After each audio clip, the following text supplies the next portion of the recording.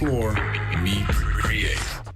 Our second guest is Jaka Gornik from FM Marketing Agency, who will talk about innovations during a crisis and the first regional platform for organizing digital events, Conviva. Jaka, we welcome you to our online stage. Hi, Goras. Hello, Jaka. Many thanks for the introduction and also for having me on this beautiful event. I must say I was especially happy as I wanted to get a chance to discuss the whole situation we're stuck in with the event professionals. And when you invited me as a speaker, I was questioning myself, how do I want to approach to my session? The idea was to stay positive, as you know, me and my team believe that the whole situation will lead us to a different, but of course, better tomorrow. So I would like to touch base on the whole situation of how I see it, the past, the present, and the future. So please allow me to share my screen so we can go through the presentation.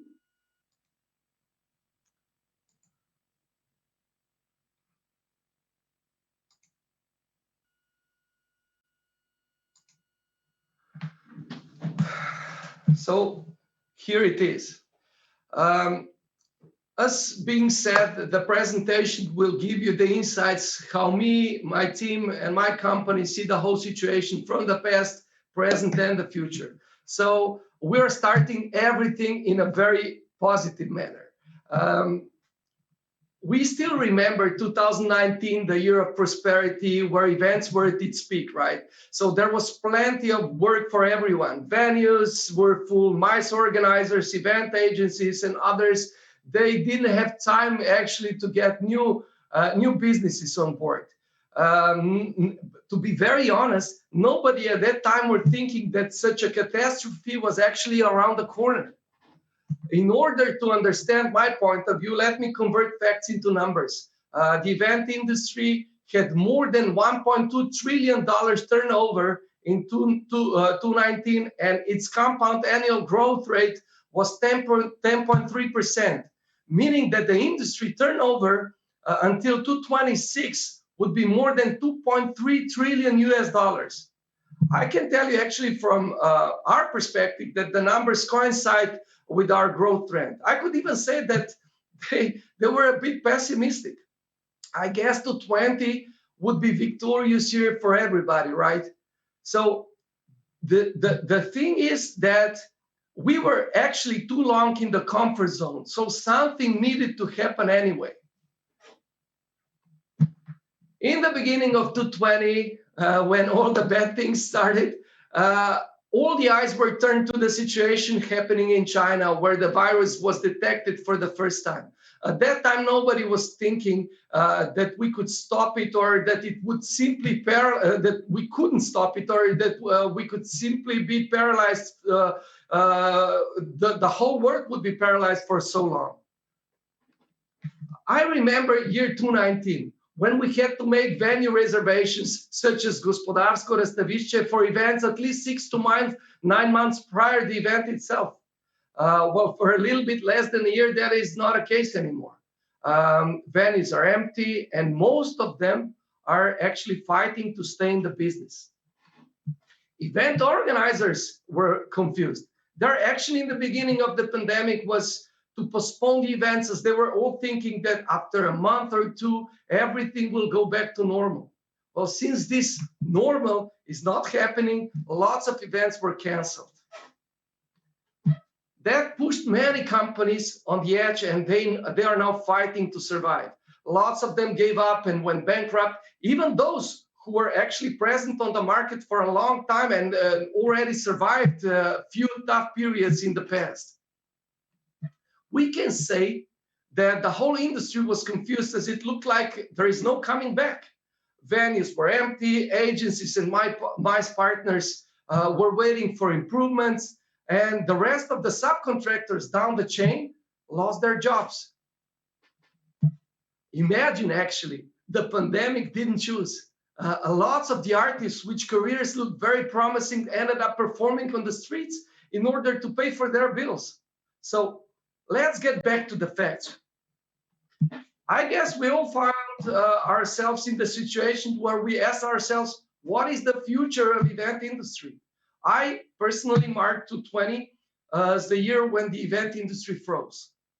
The industry in 2020 had $800 billion of live events deficit and predicted that 40% of the companies related to the industry in any way will go bankrupt. I bet at this point, we're all thinking, enough already. So much negativity we hear every day. But is there a light at the end of the tunnel? My opinion is, of course, there is. Each individual can consciously decide whether the glass is half empty or half full. That's it.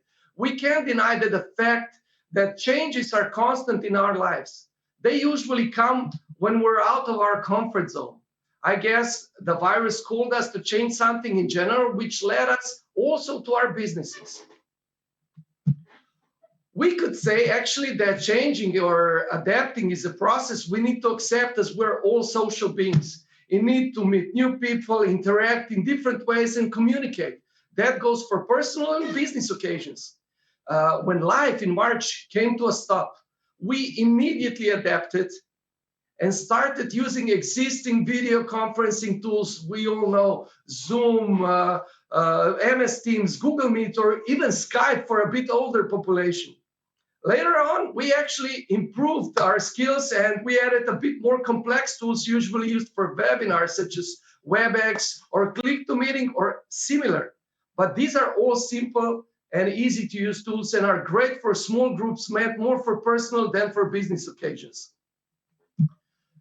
So at this point, we asked ourselves, how should we approach to businesses? How should we approach to our partners? In the process of online communication, which has become our new and increasingly long-term reality, we have come to some key learnings. There are three important pillars we need to follow. First one, accessibility. We know that since being digital, we're always available for our partners. You can manage meetings either from your computer or from your mobile phone. This fact actually leads us to the conclusion that we can be also very efficient in terms of number of meetings per day, and of course financial-wise as well, where we cut costs related to travel, gas, airplane tickets, hotels, food and beverages, even daily allowances and others. But the last one is the most important one. The last one is being considered, if you're an industry professional, as a business-to-business professional, which means you need to take your online communication to another level. So actually, these basic video conferencing tools I mentioned before are not giving you enough to support the whole business-to-business online event ecosystem. We need to host events in professional environment. So how can we upgrade? The answer is, in general, professional platform that enables you to carry out the most of the parts you are implementing in live events. It needs to cover everything, such as one-way communication, giving information to the masses, two-way communication, sponsorship integrations, networking models, product presentations, and actually it would be perfect if the whole platform can be branded. And since we know people, especially in Europe, they're not very familiar with online event solutions, such maybe people in the United States, it would be great that every platform would offer simple and very clean user experience. All the platforms, actually, now you can search globally. They offer similar features, especially when talking about the basic ones. But of course, every platform chooses one of their features which they use as their USP. So it actually depends on what kind of event you're preparing. And when coming to discussion about the events, I would actually divide them into two categories. Simple or basic ones, such as press conferences, workshops, and seminars. And on the other side, maybe the more advanced ones, such as product launches, conferences, fairs, festivals, and others. Here are some of the platforms that could offer you a great experience. Some of them you know, some of them you don't. But before discussing them, you need to know that some of them are present on the market for many years as an extension of live events. For example, you can see Brella here, and probably you already know the platform, is a US-based tool that has been present on the market since 2015 and was helping live event participants to network as an app-based tool. In the recent years, they actually adapted and found their space in digital as well. So I already told you their USP is networking. Attendify, you can also see here, is also a US-based tool established in 2012. Their main USP is actually scheduling, which is following you throughout the platform. And of course, their search bar. They say they have the best search bar. So if there's something on the platform, you just type it in the search bar and the search bar will find it. But of course, not to go through everyone, let me touch base with Hopin. Hopin, for sure you've been in touch with that platform. This is the company which is a little bit more than 1 year old and is already reached a unicorn status. Its net worth must be close to $3 billion within one year and 3 months. They held more than 50,000 events in the past year.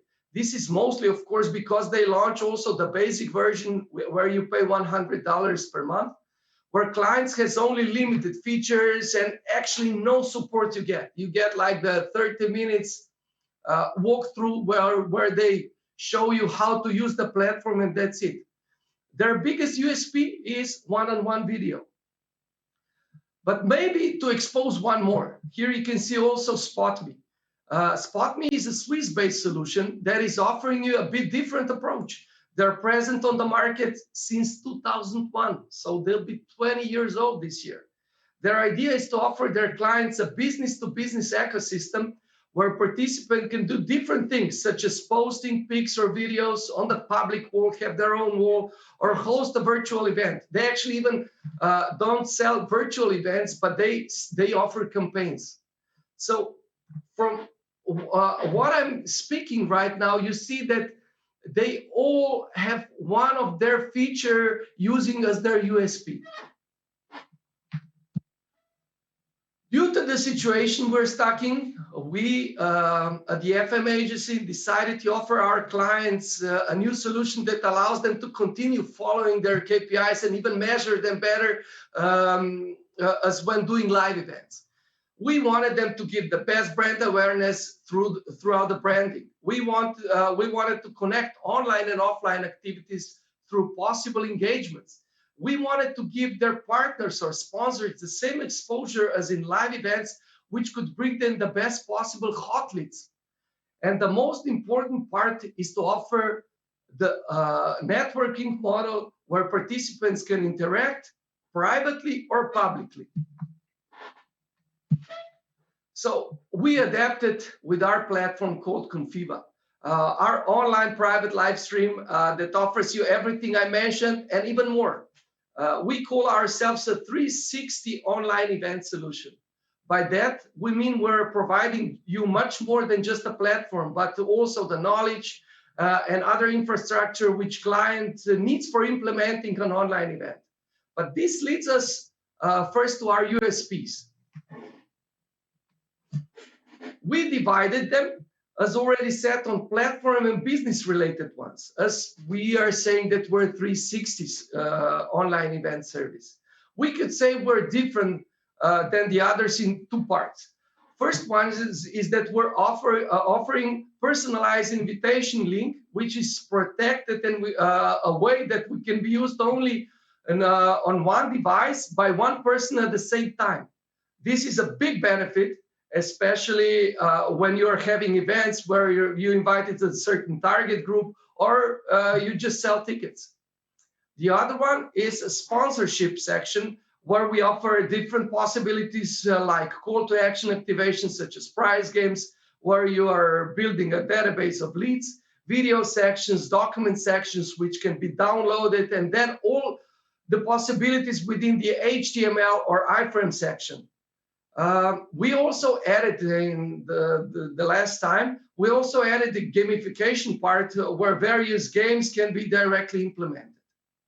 But on the other hand, the most important business-related USP is localization, where we open each individual market by signing a deal with our local partner who is an already established and recognized company in the country. That way we give to our clients security, the most important thing, when companies are deciding to do something they're not very familiar with.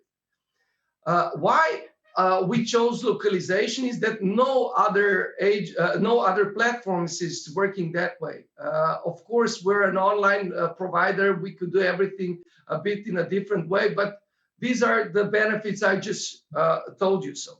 But the second USP is event-based support. At that point, you would actually say, well, all the platforms are giving you the event-based support. It's true, but since we have been on the market for 16 years, we wanted to share the knowledge with our clients and give them the best support prior, at, and after the event. Usually, when talking about the other platforms, the support is very limited and very expensive. With our extensive partners from local surroundings, we want to change this perception. So let's assume we decided to organize an online event. Most of the clients at that point think that when they chose the platform for the event, their organization and work is mostly done. But this is, of course, not the case. Usually online events are much shorter than live events since the participants are capable of focusing for maximum 2 to 3 hours. If we keep that in mind, that in live events, the most important part is networking, we could say that content is the king of online events. If we won't provide the right theme or speaker, there is a good chance there won't be many attendees. So then we need to integrate the content into the right environment, meaning to start communicating through chats, live pollings, or two-way video interactions. This is actually the point when the whole online event becomes interesting. Professional platforms, of course, also demand a professional approach on the other side. With that, I mean the video production, very important part, from number of cameras, crew, graphics, animation, which can make an event more live and interactive. A very important person in the process of an online event is a video director. This is usually not the same person who does directing live, as their intensity is much different. You're always on the safe side if you have a person that has the TV directing experience. Why I'm saying these things right now? You would probably say, we all know it. Yes, you do. But when we start speaking with the client said, well, we can do that, for example, in Zoom, and we can do it by ourselves. Yes, you can do it, but it's not professional. And actually, by the time when you have some partners coming on your Zoom platform constantly, they already know in advance what to get, and they kind of become bored. So they need something special. They need professional approach. So we know that during the pandemic, the only solution are online events, right? But what is the long-term vision of the event industry? We say our future is hybrid. The perfect mix of live and digital. This is how we can adapt to the new venue regulations, where we know that only certain number of people will be allowed, at least for some time, while everyone else can be present remotely through online solutions. The idea is to bring the best from both worlds. Let's go through pluses and minuses if organizing a hybrid event. The first one, for sure, more people can be reached, as we all know. The other one I would expose is more flexibility and actually more analytics. So far, when we concluded the events, we gave some, let's say, key learnings to our clients, and those key learnings were not really precise. So these analytics here are more precise, and with these ones, our partners, our clients can do better the events in the future. Some people can attend the events live, others are attending the event online. So this is how they're managing also their timing, their schedules. Greater opportunities for sponsorship exposures. We need to know that, of course, the digital imprint is staying online for a longer time, so that also that sponsors get more benefits. The hybrid is efficient because we're effective. We accept a larger mass of people. Just to sum it up, the location is not an obstacle. It can be even cheaper, and the cost is lower with hybrid event. But of course, on the other hand, the downside is limitation to a certain number of people in the live segment, and the interaction between live attendees and the ones who are following the event online is difficult to merge. But then also, if we see it from the value perspective, the plus is that especially from smaller countries, where they can now compete with the bigger venues as an option for being a hybrid efficient. The other side is from participant companies' perspective, where we are more financially optimized when they can send actually just few people on live event for networking, and of course more people for content-wise online. What this future in numbers shows us. The past year, 2020, as we said, on the other hand, that live events had $800 billion deficit, but of course there was a big rise in online events. We could say that there was a 100% increase from 42 to 84% of the companies used online event tools to communicate with their target groups. We could say we know that the compound annual growth rate is 23.2%. So we expect 650% increase. So meaning in 2020, $95 billion online event industry turnover. So we could say that it's going to be $500 billion already by 2028. So I guess there's a lot of potential for the online part. But for the conclusion, I would just like to say that there was nothing particularly new from what you heard today from my side. But as I see, there's a lot of event professionals that don't want to accept the new reality. They still think that the old one's coming back, but it's not. At this point, I'm actually inviting all of you to step together and create a better hybrid event industry that will help us increase the satisfaction and actually the turnover of all involved parties. Thank you very much. Wow, Jaka, that was really a great presentation. I really appreciate what you just explained to all of us. There are a lot of things you share with us. But first of all, I like the point that if you're in a comfort zone, it could be a little bit boring. Can you comment that?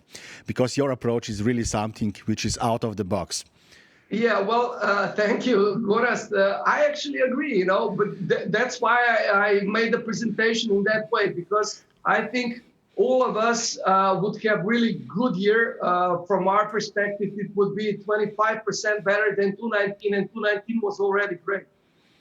So when doing things, you just, stuck inside and you don't think about new ideas, about development, about new approaches. And actually, when coming out of the comfort zone gave me thinking, man, what okay, we will survive this virus and we will move forward, but what's going to happen when the next one comes, So I had lots of meetings with my team, discussions about how could we approach, do we want to do something else besides what we love, because we are really focusing on events, and we are really specialized DTL agency and not doing anything else. So my idea was then, of course, no, let's stick with the events, but let's offer more. Let's give to our partners. That was actually the first idea. Let's give to our partners a solution that will help them communicate. So we have the knowledge, we have the skills. So we were doing the due diligence, and of course, I was actually the first one. I'm the oldest guy in the company, but I was the first one. I was really open to new directions, and I've seen where the world is going to. And then, not all at once, but the team, started to follow me, and so far we did really great results. Coming back as a team again, giving opportunities to existing and new partners to work. And actually, at one point, I'm always saying, let's get together, because we could have some greater and bigger benefits together. So at one point, we started thinking, this is not the platform for my company to use for our clients, but let's give it as an opportunity, as an online platform to all the competitors or the same companies in the business that could support theirs either. Because if the industry won't survive, this platform won't give me any good in the future. So I'm always trying to push myself, my team, in a way that we are thinking to come to the other side, on the client side. What do they need? And how can we adapt, or how can we give them something they didn't use so far? So this is the way we came to the idea to work on the platform Conviva. And I must say, we're doing nice, we're doing great, we're connecting, and slowly, as being said, even the clients are coming to the conclusion they need something more than the simple video conferencing tools in order to execute their events. Very good point. I like your agile approach. You're a great example of it. Jaka, if I ask you about Conviva, we must focus also on that. Why Conviva actually? If a client asks you something like that, if we can use Zoom, you already explained a little bit about it, but if you can try to simplify completely that people will understand why such a platform is so important for meeting planners. Okay, first of all, Conviva, I said we have a personalized link which offers you security, so this link cannot be shared all around. So usually the event is meant for a certain type of people, so it's usually not good to send the link all around. This is one thing. The other one is, of course, we want the platform to be branded, as the client needs the exposure brand-wise as well. And this was the case when doing live events as well, of course. On the other hand, platform-wise, we wanted to offer multiple stages, meaning since, I don't know, if you're doing a live event and you have like 3-4 stages at the same time simultaneously, this is the same thing we wanted to give here. These simple tools, for example, Zoom offers you one stage at a time. So you need to get, for every stage, you need different invitation, different link. So this is one thing, but we all know that the events need all the money they can get for organizing. So the very important revenue stream here are sponsorships, and these type of tools you've been mentioning, they don't offer anything for sponsors so far. So we wanted to give them an environment where they could actually do everything, communicate, work on the leads, us doing that on the live events. So this is product-wise, platform-wise, really important for us. On the other hand, we wanted to share the knowledge. Just being said, we are present in the industry for a long time. So we wanted to give them knowledge how to use the platform, or how to do the online event in order to meet their desired KPIs. So when we've been discussing or, I don't know, doing the due diligence with the other platforms, they are not so much in the whole operations. They are just actually giving you the explanations how to use the platform. We are trying to give with Conviva much more. How to meet the desired KPIs is the end goal. So Jaka, it's actually full service. But another question, let's break one stereotype, if you agree with me. Everybody thinks that Zoom is actually free. Is that true, Jaka? Just to be more precise, yeah. Of course not. First of all, as being said in the beginning, Zoom is a great video conferencing tool. I won't deny that, but not for bigger type, bigger amount of people. So it's not easy to communicate. But nevertheless, even Zoom is preparing some conferencing part, but which will be expensive, as I heard right now, because it's not out yet. Their starting point will be between $5,000 and $6,000 and still not offering as much as the platform because it cannot be branded and so on and so on. So, but even when you're doing the simple event, you're of course the approximate, let's say, fee from Zoom is around $500 to $1,000. So you need to take into consideration what you would like to get. If you don't want to do an event with an added value, to give the branding, to give all the possible parts of communications where most of the professional platforms offer, then of course you would still use those simple tools, but they are not for free. Usually starting from $500 on, but for a very, very, very simple use. Thank you. So we break this myth about it. But Jaka, one more thing. What skills do we need for digital events in the future? You mentioned that already, but can you elaborate a little bit more? What kind of skills are you looking for now in your team? I divided my team into three parts. One part is product related, where we have on one side the programmers, but on the other side the product team, which needs to know and actually prepare everything in order that the development team understands how to work on it. On the other hand, we have two teams really, really strongly working together, and this is marketing and sales. Sales team, of course, is connected to, actually, I forgot to mention the fourth one. The fourth one is event execution, because sales team and event execution are working hand in hand. Feature-wise, we usually get information from the field, what do our clients need, how they would approach, and so on. And we, of course, know how to approach to that.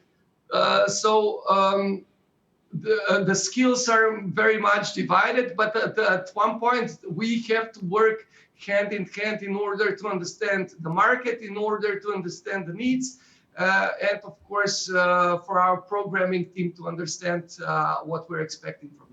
Very interesting, Jaka. And what is your last piece of advice to the regional meetings industry, in line with your positive approach, of course? Yeah, of course. I mean, my glass is always half full, so it's very easy to answer. But, Goras, we had the chance to speak many times in the past year due to the whole situation. And you know that I was the one that was always saying, let's get together, let's work on bigger things. We have all the knowledge here in the region. We could offer also to the wider audience. By that I mean the clients throughout the world. Let's work together and find our piece of the puzzle also outside of our countries. So I'm still here. I'm still thinking the same way. I still would like to see egos going somewhere where I won't see it. Let's get together. Let's find solutions where we could, approach to the biggest clients and offer them our expertise. I mentioned that for online events, the most important thing is the content, right? And you are the one that's really focusing on that, and this is really great. And there are also some other guys doing the same thing. Here at this point, when we know that we won't be coming back to the old reality, but the new one's going to be a little bit different. We need to get together. And at this point, again, I'm inviting you, give me a call. I'm open for anything. Let's build a bigger group and let's make a good story together. So great, power Jaka. to the industry. I'm still in it. Thanks a lot, Jaka, for all these great thoughts. Stay tuned, Jaka. Check the chat box. I'm sure there are some questions coming in. And Conventa boys and girls, come back 10:30. We prepared something interesting for you. See you soon, and really stay tuned. Thank you very much.